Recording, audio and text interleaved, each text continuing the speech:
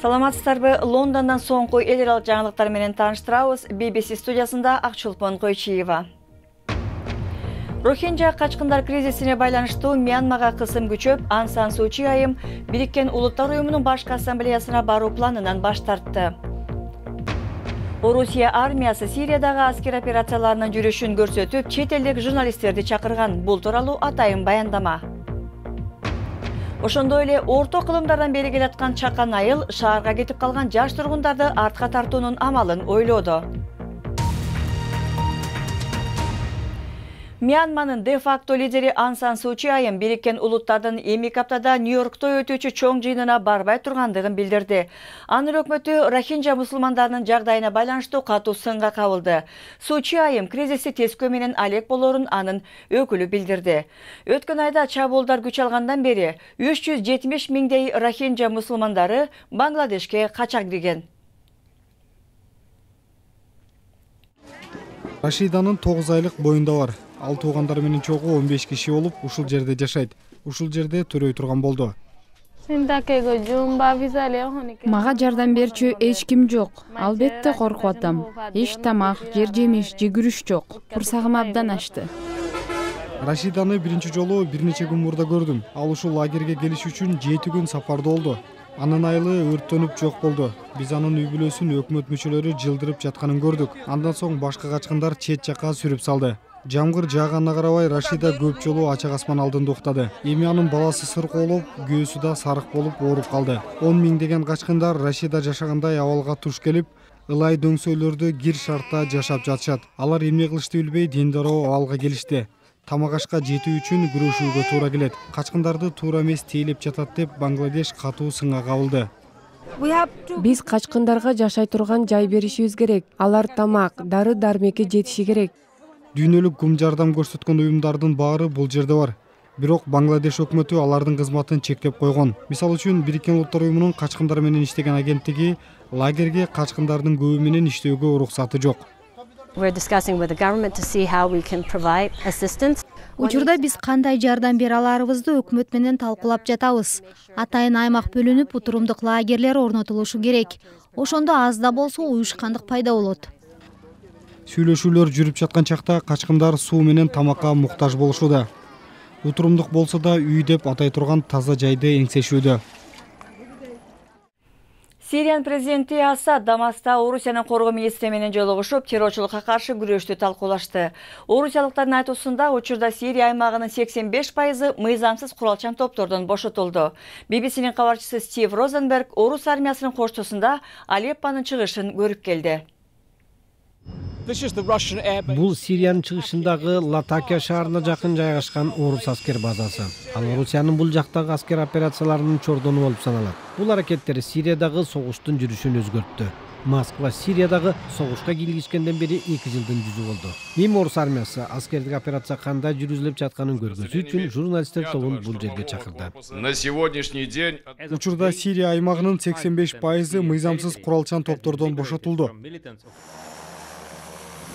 Бизди орус аскер учагы менен авиабазадан кайсы бир жакка алып жөнөштү. Мен каяка барарыбызды билбейм. Себеби Сириянын аймагын орус армиясы кыдыртып көрсөтүп жаткан соң, алар эч качан кайда алып барышканын айтпайт. Алар бизге Алепподогу жашоо өз нугуна түшүп келе жатканын көргөзүү үчүн шаардагы бир мектепке алып келишти. Биз Орусия жана орус президенти Путин тынчтыкты гана каалайт деп ойлойбуз. Себеби бардык согуш жүрүп жаткан аймакта алар тынчтык орнотуу үчүн аракет көрүп келет. Биз Орусияга жана орус президентине абдан ыраазыбыз. Алеппонун кыйла бөлүгү талкаланган бойдон жатканы айкын. Бирок орус армиясы бизди бул жакка алып келип, аз болсо да шаардагы жашоо өз калыбына келип жатканын, мында Орусиянын салымы бар экенин көрсөтүүгө аракет кылышты.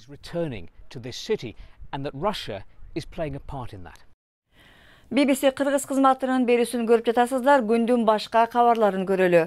Европа комиссиясынын президенти Жан-Клод Юнкер Британия оюндан чыккандан кийин биримдиктин бекемдеген чыңдоо стратегиясын тааныштырды. Британдыктар биримдиктен чыкканы үчүн өкүнөт, деди ал. Анын сунуштары Европалык экономика жана финансы министрлерин дайындоону, Австралия жана Жаңы Зеландия менен соода келишимдерин түзүүнү дагы камтыйт. НАСАнын 2 астронавты жана орусиялык 5 космонавт Казакстандагы Байкоңурдан Союз ракетасы менен чыгып, 6 сааттан кийин эл аралык космос станциясына жетишти. Алар станцияга аман-эсен тиркелди деп айтылууда. Бул кишилер эл аралык станцияда 5 ай жүрүп иштешмекчи. Йеменде холера илдети күчөдү. Ушинтип жүрүп отурса, жылдын соңуна 850 миң кишиге жугушу мүмкүн, дейт Кызыл Чырым уюму. Эпидемиянын жайылышы эбегейсиз өлчөмдө жүрүүдө. Холерага чалдыккан 650 миңдей бейтап жаңы эле катталды. Оорудан 2 миңден ашуун адам каза тапты. Бир уч тургундарынын баарысы карыялар болгон айылдын келечеги барбы? Швейцариядагы 13-чү кылымдан бери келаткан Корипо айылында бир кездерде 300дөн ашуун адам жашачу. Учурда ал өлкөдөгү эң чакан айыл, анда болгону 16 адам жашайт. Бирок бул кишилер тургундарды кайра артка тартуунун амалын ойлоп чыгышты. Корипо тоо боорунда жайгашкан айыл. 13 кылымдан бери бул өрөөндө эл жашап келет. Кайсы бир жылы тургундардын саны 300дөн ашуун болгон. Эми ал Швейцариядагы эң кичинекей кыштак жана ал барган сайын кичирейүүдө. Кориподо болгону 16 жергиликтүү тургун жашайт. 1 же 2 айдан кийин ал сан 13кө түшүп калышы мүмкүн. Мен бул жерде жалгыз иштеген адаммын. Калган тургундардын баары пенсионерлер. Мэр Скреттрине Кориподо чоңоюп өскөн. Ал кыштакта ондогон жаш балдар бар болгонун айтат. Эми айылда бир да бала жок.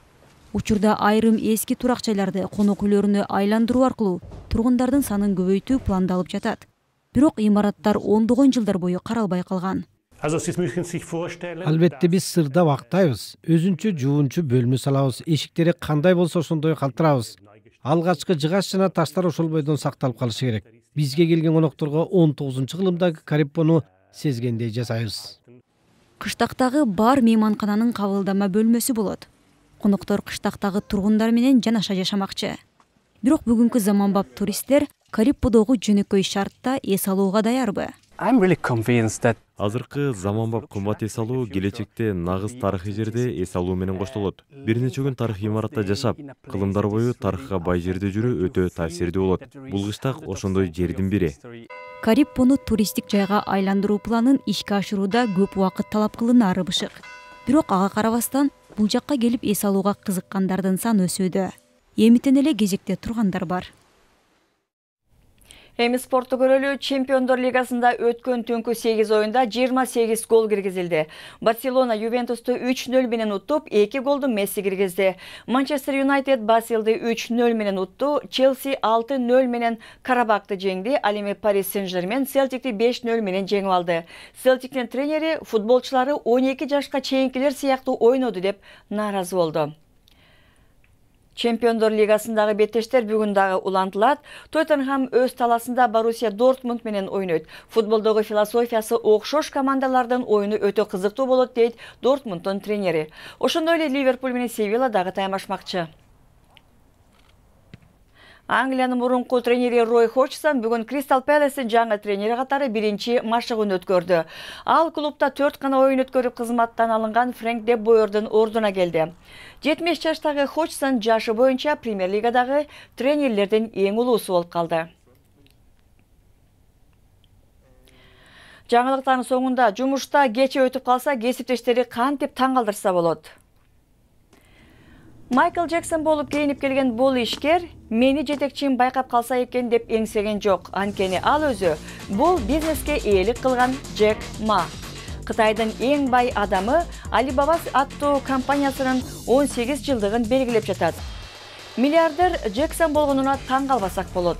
Мурда ал панк болуп, башка жолкусунда Терминатор болуп кийинип келген.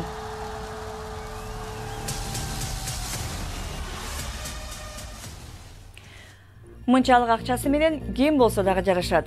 Сиздер BBC-нин берүүсүн көрдүңүздөр. Аны алып барган Акчылпон Койчиева, саламатта болуңуздар.